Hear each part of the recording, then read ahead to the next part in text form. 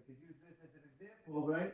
If I have this, and I have one wick coming out here and one wick coming out of here, even though it's one cup, there's a cover on top, but we say that counted for two. That means if let's say you want to be mahadrin, right? You want to beautify the mitzvah. And how did you beautify the mitzvah?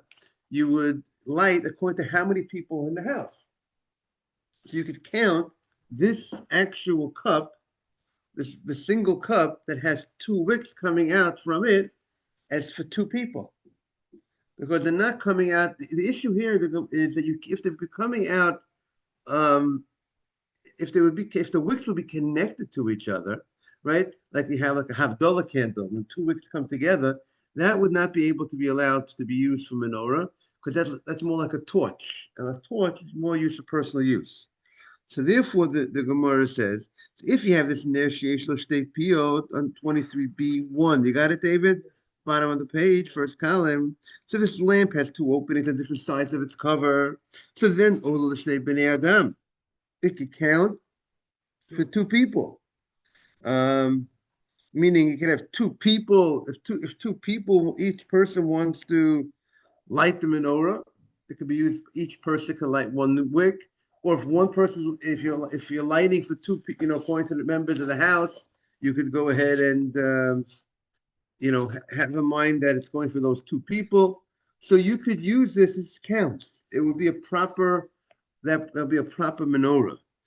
Now the Gemara says, Amarova, Mili Shemen. If you took a plate and you filled the plate with oil, and after you filled the plate with oil, you surrounded the plate with wicks. So you have a plate with oil, Mr. Haber, and you have wicks going all around the edge of the plate. So what's the story? So if you just left it like that, so then all the wicks are going to become like one big fire, right? And they become like one big fire, that's like a torch. Like a torch, it's no good. But if kafalei kli, if you covered the top with the top of this plate, which you had, let's say, and you had these wicks, you covered it with something. You covered which prevents the flames of the wicks from joining together. So then, adam. So then that could be used. As many wicks there are, you could use according to how that could count for many people. If let's say there's many members of the household, each member wants a light, or you're lighting according to how many members are in the household. So since you have each wick is separate than the other because the flames are not coming together because you covered it in a way that the flames are not going to come together. So that's fine. But low kafalekli, but if you did not, Adam, if you'd like to send, thank you very much. If you did not kafalekli, if you did not cover it, Mr. Habe, with the utensil on top to prevent the flames, so therefore it's like open flames without anything holding it in, preventing the flames. And if you have, like, say, certain metal in between the flames, you have something in between the flames, so that prevents the flame from touching the other flame, right? But if you do not have that, then you making it then it's like a torch. And because there's nothing stopping the flames from touching each other, and they're going to come together. And it will not even count for one person. So here you have many wicks going. You spent money on the oil, you spent money on the wicks. You have many fires, which is and it sounds like you want to do it according to how many people are in the house, right? You have a lot of fires, or but the problem is since you did not do something to separate the wicks from each other. Therefore, it's like a torch, and therefore it's not good at all. And we said, what's the reason why it's no good by a torch? We said because it looks like a item that's used for personal use. A torch is not something that's done for mitzvah. Torch, and therefore it can't be used, even if your intention is for Hanukkah, right? That's what your intention is. Why are you lighting this? You're doing it for Hanukkah purposes. But there's this concept that we see that it has to be clear. The point of the menorah is to publicize the miracle. That's one of the main points of the menorah. And if it will not be clear, the publicizing of the miracle, because people will not look at this item as a menorah of mitzvah, they'll look at it just as a regular flashlight or regular item that's going to bring light to you. So therefore, it will not. It's not telling us anything about the mitzvah of the miracles of Hanukkah. Therefore, it will not be good. Now, the Balaita, one of the Rishonim, say that if you did not cover the flames in any way, but you created a certain amount of spacing between each of the wicks, so then it will not be like a torch, because the flames will not come together. Then you could fulfill your mitzvah of this for the menorah, and if you count for many people of the house, because you made it in a way that they're not going to touch each other. So therefore, it comes out, if a person goes ahead, if you would make a menorah in such a way that you have a menorah. I mean, this is like, and the way that here we're talking about, if you put a plate with some oil, right, and then you just put wicks in it, wicks all around, and you created a distance between the wicks that they will not touch each other. That would be a kosher menorah. Very simple menorah that could be. You want to use it for many people. That's a simple way of. You can make such a menorah.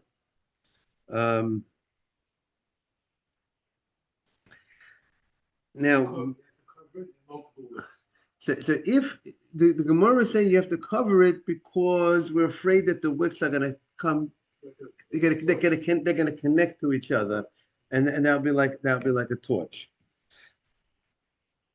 So here we see from this Gemara also, if you want to make a round, from this Gemara, it sounds like a round menorah would be kosher, right? Because here we're talking about you took a plate and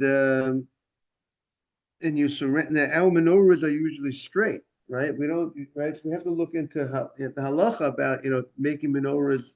Like if you want to make a menorah like a round type of thing, would that be acceptable? Or for sure, if you used it, it would be good. As the Gemara says, at the end of the day, if you have this plate and you surrounded it with wicks, so that means it's going around. It's a round menorah.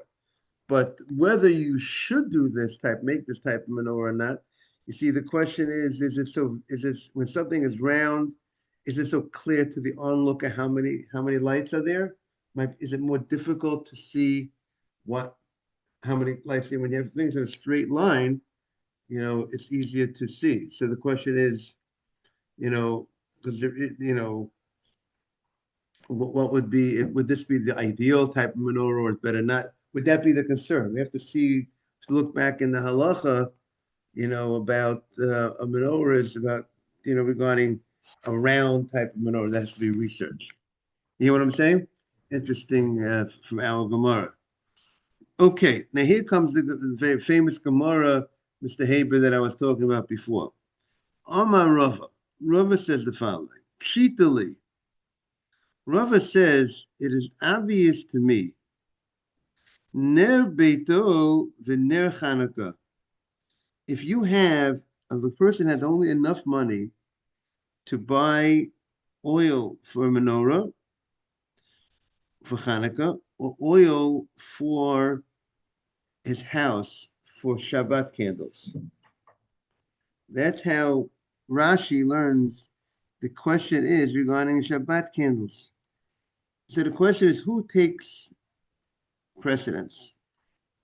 Shabbat candle or the menorah? Now, you can't double dip. You can't use the same thing for both, because we know that the Shabbat candle is made for personal use. And the menorah is made not for personal use. You cannot use the light of the menorah for personal use. That's one reason why you can't use it for both. Besides that, there might be other issues. You don't do mitzvot and bundle them up like that. But so the question is here. Here's the question: Hanukkah. Remember, to fulfill the basic mitzvah of Hanukkah, you need one candle every night. And Shabbat also. Shabbat, you would, even though the minhag, the custom is that you light two Shabbat candles, right? And some people light according to how many members of the house. But technically, if you have one Shabbat candle, you can also fulfill the obligation. The guy only has one Shabbat candle. What does he do? You light that candle because you're going to have light in the house, right? What's the point of the Shabbat candles? The point of the Shabbat candles is that you should have light, that you shouldn't fall, you shouldn't be sitting in the dark. You should have, and also that you're eating the meal that should be light. It gives honor for the Shabbat. So that could be accomplished also with one candle, right? So that therefore a person could go ahead and fulfill the mitzvah. If he only has one candle, he could do one candle. Why do people go ahead and why is the custom to use two candles? Why is that the common custom by many people? Because of Zachar v'Shamar. When Hashem spoke about the Shabbat and the Ten Commandments, it says Zachar v'Shamar b'diva echad. It was the words remember the Shabbat, which means the asay of keeping the Shabbat, of doing the mitzvot of Shabbat, doing kiddush, and is mentioned the same time Hashem says Shamor at Yom HaShabbat. Don't violate the Shabbat, and therefore, because they were both said at the same time, so to commemorate that, we have two candles. That is what it says in the Shulchan Aruch. Shulchan Aruch says the following: Yehi Za'ir and Simarei Samach Gimel. Well, look who's here. Adam's here. Adam's back. Welcome back, Adam. The Shulchan Aruch says a person should be careful for Shabbat to make a nice ner,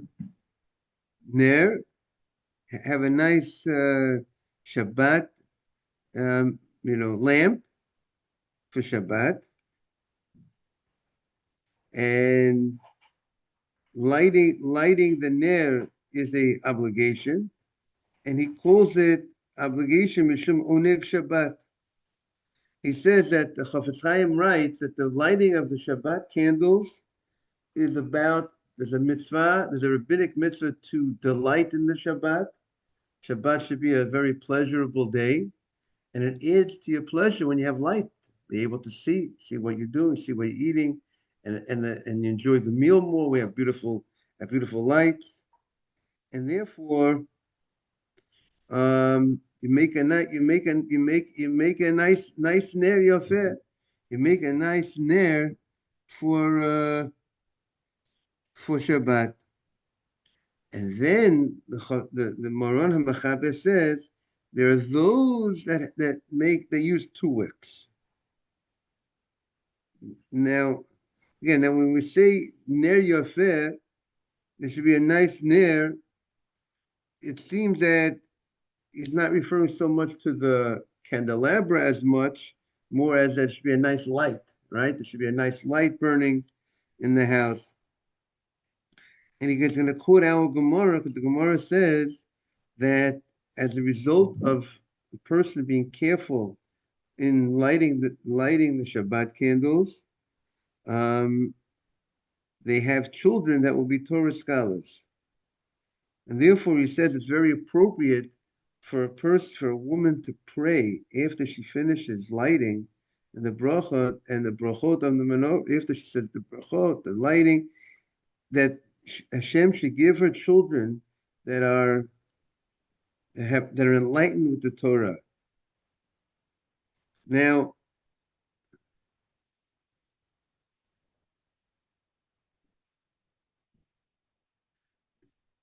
the Chafetz Chaim says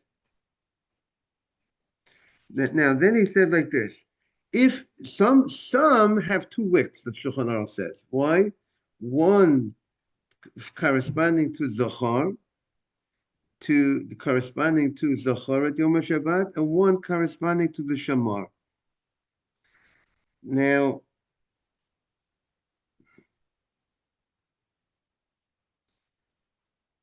there are some, the Chafetz Chaim says, there are some that do 7 candles every Shabbat. Anybody ever seen anybody do 7 candles corresponding to the 7 days of the week? Some do 10 candles. What? Oh, you have Havdalah candle. But the Shabbat candle, and some say how many candles? The Shabbat, some say there's 10 corresponding to the 10 commandments. But we know many people do the custom. See, the Ramah, the Ashkenaz rabbi says you could add 3 or 4, and he says that's the custom that people add more than that's at least Ashkenaz custom. What is the common custom by the Sfaradim? Is 2. That's the common custom. What? Morning, Mark.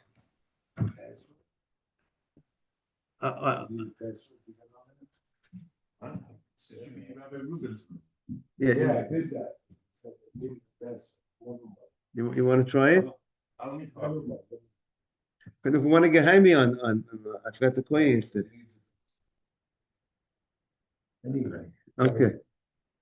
Oh, maybe that's why nobody's on today. The whole time. Texting you or texting you. I didn't hear anything. I'm sorry. Okay. If you want to check it, we still have a few minutes left. People want to get on.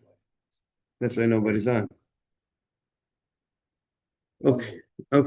So the Gemara continues. We're on Chav Gimel on the base. We're on 23b. So we just said if a person only has enough money for Shabbat candle or the menorah, which one comes first? So the Gemara says. So the Gemara's like this. Omar Rava, Pshitali. There's no question. Ner Beito. If you have Ner Beito v'Ner Chanukah, 23b, right, 1 on the right column. If you only have enough money for one and not the other, and we established that the Shulchan Aruch, there's no obligation to have 2 candles for Shabbat.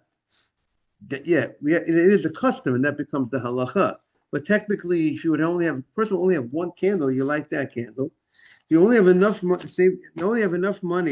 for Shabbat or Hanukkah. So Rava says there's no question ner beito adif. Rava says the house comes first. The Shabbat candles comes first. Why? Mishum shalom beito, because of shalom bayit. Right. Even though the Gemara does not say because Shabbat is more often, we're going to see the Gemara is going to talk about that. How does that play a role or not play a role? But that's if we're going to see when you have 2 things, one's more often than the other. That rule generally will apply when you're going to do both. Which one comes first? The one that you do more frequently. But if it's a matchup, if you only could do one, so not necessarily would that be the winner. It weighs in, but not necessarily be the winner. So that's what we're saying. The merits of the Shabbat, the concept, what we're trying to accomplish for the Shabbat, which is the concept of Shalom Bayit, and or has that aspect of Shalom Bayit. And Hanukkah, it's not about Shalom Bayit. Hanukkah is about publicizing the miracle, which is a big deal. But at the end of the day, when they're in the ring, Shalom Bayit, publicize the miracle, Shalom Bayit is the winner. And what's the Shalom Bayit that we're talking about? So Rashi says, people are distressed when they sit in the dark. If there's no lights on, people don't feel right. and therefore they don't feel the shalom. So shalom bayit. A lot of times we think about shalom bayit as, you know what, they're fighting, they're arguing, shalom bayit. What's think right, Adam? Newly married man, no, he's not married a year yet. He's still considered newly married. So you have to watch what you say, because you know what you say, it'll be a problem, lack of shalom bayit, right? But we're saying there's a new concept of shalom bayit. It's about people being in a good mood. Being in a good mood. It's not about fighting. It's not only about fighting or arguing. How do you like that? Just being feeling good, just feeling, relaxed, not feeling the stress of the dark, sitting in the dark. Or the other Rashi says somewhere else is when there's no light, there's no peace. Why is there no peace?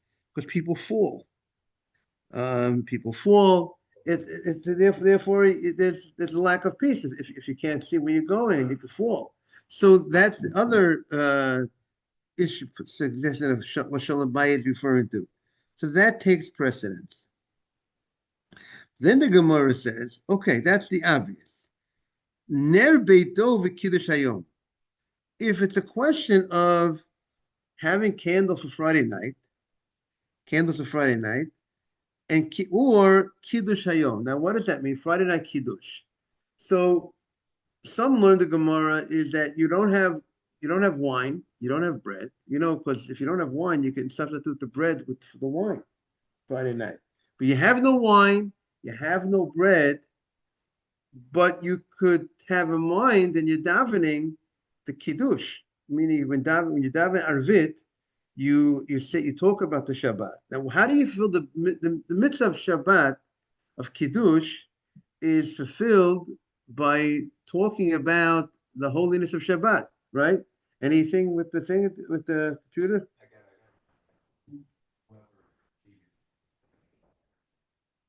Uh-huh. Okay. Right. So if you want, you could but you could call Rabbi Reuven because it's done under his account. Yeah, I heard his house. He may have put it on. Yeah, no problem. Okay, very good. Thank you, Adam. So then you can send the group. Listen, every minute of Torah, if we get a few minutes of Torah, it counts. So the Gemara says, so let's say you're talking Friday night. The Torah says, Zochor Yom HaShabbat, right, David? Remember the Shabbat. What's the source of Kiddush on Shabbat? What's the source that you have to go ahead and recite Kiddush? What is Kiddush? Kiddush is from the word Zochor Yom HaShabbat L'Kasher. The mitzvah of Kiddush is words. The biblical mitzvah, what do you say? That's Pascal. That's THE. So the mitzvah of Kiddush is by talking about the holiness of Shabbat. That's how you fill the mitzvah of Kiddush. Without the cup of wine, you can fill the mitzvah of Kiddush. You don't need the cup of wine. What do you say? Kabbalah Shabbat, or with. See, Kabbalah Shabbat, you might be talking about, I'm reading the Shabbat, but praising the Shabbat, in the Midah, definitely you would get credit in the Midah. You talk about the holiness, but the Chododi and these type of things. Right. So, but let's say that Midah is where we really, you did it? Yes. Oh, nice. So people can get on. Very good. Thank you very much. Thank you, Adam. So you can fulfill the biblical mitzvah. See, it's not a question here of a biblical mitzvah and facing off with the rabbinic mitzvah. They're both rabbinic at this point. If you have in mind in your davening to fulfill the mitzvah of, you're able to get on? You want to check it? Did you able to get on? If you could go ahead and, if you have you fulfill the biblical mitzvah in the davening. Let's say you had in mind you want to fulfill the biblical mitzvah in the davening. So now what you're left with is the rabbinic mitzvah. What's the rabbinic mitzvah? The rabbis say that you should say kiddush over a cup of wine. That's the rabbis telling us. How do you like that, Adam? The Torah, yeah, you got it. Yeah, Mark is in. Yeah, Mark, I see you, Mark. So the rabbis say to say kiddush over a cup of wine. Now, because the rabbis say that, I really don't now I don't want to fill the mitzvah but in the davening, I want to fill the mitzvah over the cup of wine. But if I don't have a cup of wine and I don't have bread, so then I could go ahead and fill the mitzvah of kiddush by the davening. And now I have a rabbinic mitzvah to do it over a cup of wine. I don't have the wine, or I have enough money to buy wine. No, I'm saying the midah. I could fulfill the biblical mitzvah through the midah. Meaning, even though the midah itself is a rabbinically, the rabbis want us to do it over a cup of wine. The rabbis instituted that kiddush to beautify the mitzvah, or to. So if someone doesn't say an Amidah, for some reason they say the wrong Amidah, or they don't say Amidah, is the wine cover? The wine will be biblical because of the kiddush that accompanies the wine. It's not the cup of wine itself. It's not the geffen that's the biblical that makes. Let's say the ladies in the daven arvit, and how do they fulfill? The ladies have a biblical mitzvah of kiddush, like the men, just like the men. How do they fulfill their mitzvah? But you say, it's rabbinical, but if you don't have it, say it again. Again, kiddush. Once you had a mind in the davening, then it turns to rabbinic. But if for some reason a woman or katan or a man that doesn't say Arvit, some reason. it covers him doing The kiddush that you make over the cup of wine is the right. Exactly. And the same thing also works. If you said Arvit and you went home, you accidentally fell asleep, you didn't wake up, or you missed the whole evening meal, then I think the vibe, the prayer was okay. The prayer covered it. Not originally. For example, I think what he's saying is that if you have in mind. Good morning, Ralph. Sorry there was trouble. Yeah, what did you say, Adam? Say it again. If I have in mind to say the prayer huge later, I'm going to say the prayer now. Like, have in mind that the later one is going to cover. No, the later one, if you say the Amidah, you cover directly. The later one is the Ravanah. Right. But some people have a mind, or they want to have a mind, that they don't want to be covered from the midah. Why? Because I know I'm going to say, "Good morning, Ralph. Sorry for the trouble today." I don't. Lucky I got on. I don't control the computer. What can I tell you? I'm sorry. No, I didn't have the password. The computer has its own life of itself. What can I tell you? It says that we control ourselves. You don't control the computer. Start over. I don't want to be covered. Right.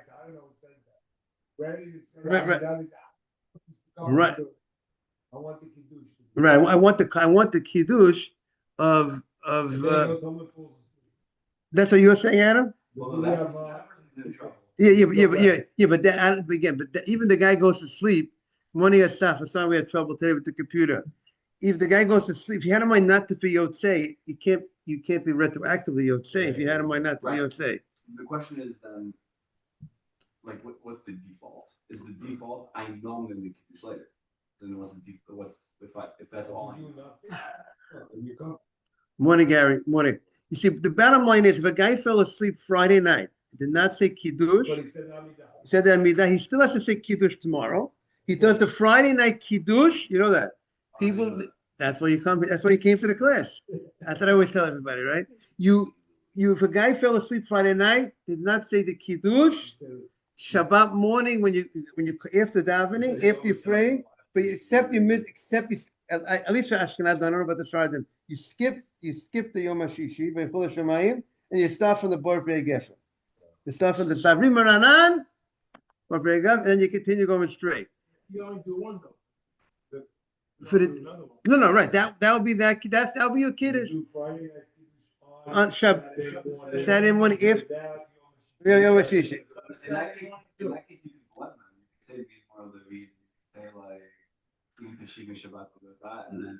Because remember the unique difference between the Friday night kiddush and the Shabbat day kiddush is the Friday night kiddush has a whole the kiddush has a bracha. meaning you have the Geffen, then you have Baruch Atah Hashem Elokeinu Melech Haolam. The Shabbat morning Kiddush is just It's a mizmor. is a mizmor. There's it's only a Geffen. Only The Geffen. Geffen is the real Kiddush, Right, so to everything speak. else is- Everything is second. Meaning, the story is if you walk in late Shabbat morning, right, Gary? Not that you would walk in late, but the rabbi is starting to say Kiddush, and you miss all those psukim, and then you walk in, Savim Aranan, you walk in, you covered, and you heard the Geffen. Yeah. Right, but we don't suggest that they should talk.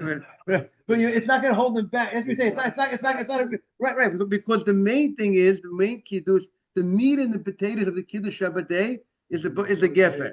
Savim Aranan. If you come late, we're not suggesting it. But if you come late and you walk in, the rabbi says Savim Aranan.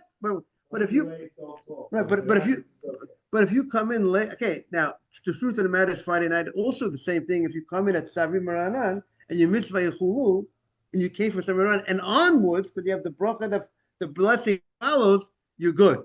You technically will be covered for you might have missed the Vayechulu, might go over to someone after say, would you mind saying the Vayechulu with me? Well, it's like a testimony, you could do. That I would suggest you should do. So what we're saying here now A better answer. Don't be late. right, exactly right. So what we're saying over here is technically you fulfill the average person without thinking too much, we could say. And that's how many would say. Just you daven Friday night, you spoke about Kiddush, you spoke about the holiness of the Shabbat in your davening in the Midah. You fulfilled basically the biblical obligation of Kiddush, but now you still have a rabbinic obligation to say Kiddush. Amen. Over a cup of wine with brachos Friday night. So now the question is, good morning everybody. The question is, he only has enough money for either wine for Friday night, Kiddush, which we say that would help him fulfill his rabbinic obligation because he already filled the biblical obligation in the davening. In the davening, he filled this biblical obligation. And now he has a rabbinic obligation for Kiddush, or he has enough money for Hanukkah, or he could spend that $1 instead of on the wine, the $1 for the candle. First night of Hanukkah, or any night of Hanukkah, because technically any night of Hanukkah, you can fulfill the obligation, the basic obligation of menorah. You have the almond milk. Night. What? I know, I just put it in here. What do you mean it's different level? Because really every night, the basic mitzvah, there is something called Mahadrin, be beautiful, but every night number 8, how many candles do you need to fill the mitzvah of Hanukkah, basic mitzvah? 1. So it's the same, it's whatever night of Hanukkah we're on, the Gemara's question would apply to any night of Hanukkah. If I have enough for $1 for a candle morning or $1 for the wine, what do I do, Jack? I do the candle miles or I do the wine. Now, so what's the we have okay. So what does the Gemara say? So the Gemara says, and what are the two sides of the coin, right? So the Gemara says the following. The Gemara says, Ner Beito, the Gemara says, Kiddush Hayom Adif, should Kiddush take priority over the menorah because of Mark's point that he said, Kiddush is every Friday night. It's Tadir. It's a mitzvah that we do on a regular basis. So would that take precedence? Kiddush Hayom Adif, the Tadir, because it's more common. Mitzvah you do more regularly. Ol Dilma, you see, doing a mitzvah regularly makes the mitzvah gives a strength in a certain sense. Ol Dilma ner Chanukah adif. Is the Chanukah menorah more important to do? Because why? Because mishum parsumei nisa. Because what you're publicizing the miracle, which is a very big deal. This concept of publicizing a miracle, talking about, that's what the Chanukah menorah is, which is publicizing, is inspiring. You're inspiring the people. You're like Avraham Avinu. Avraham Avinu went out and he said, there's a God in this world.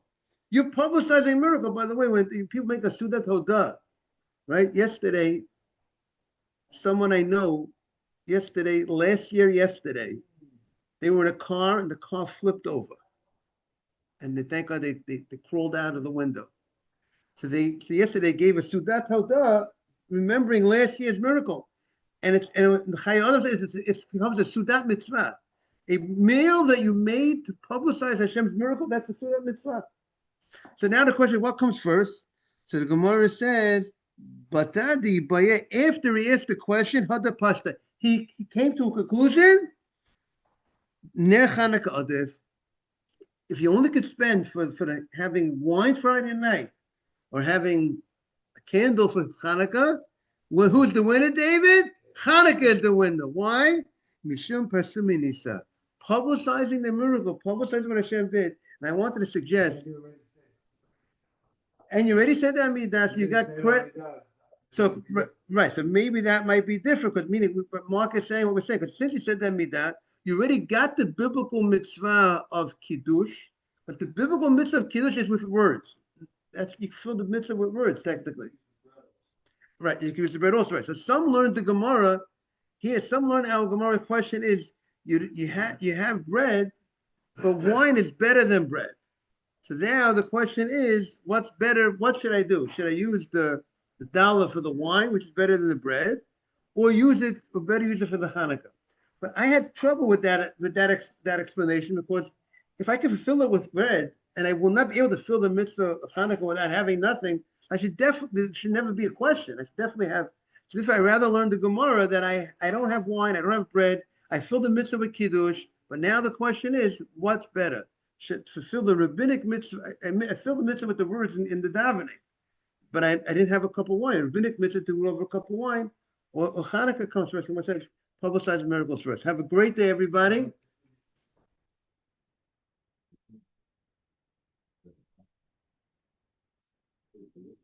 I mean, right. If you don't have a revealed wine, I mean, you can't. If you don't have, that's like you would use bread instead. You would substitute it with bread.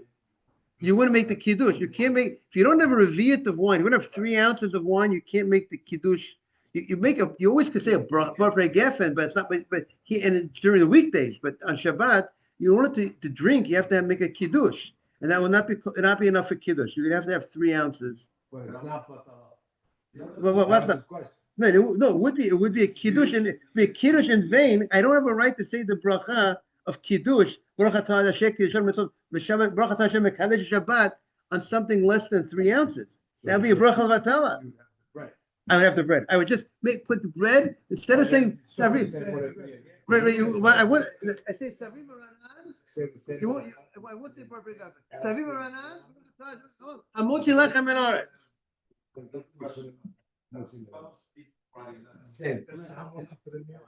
Yeah.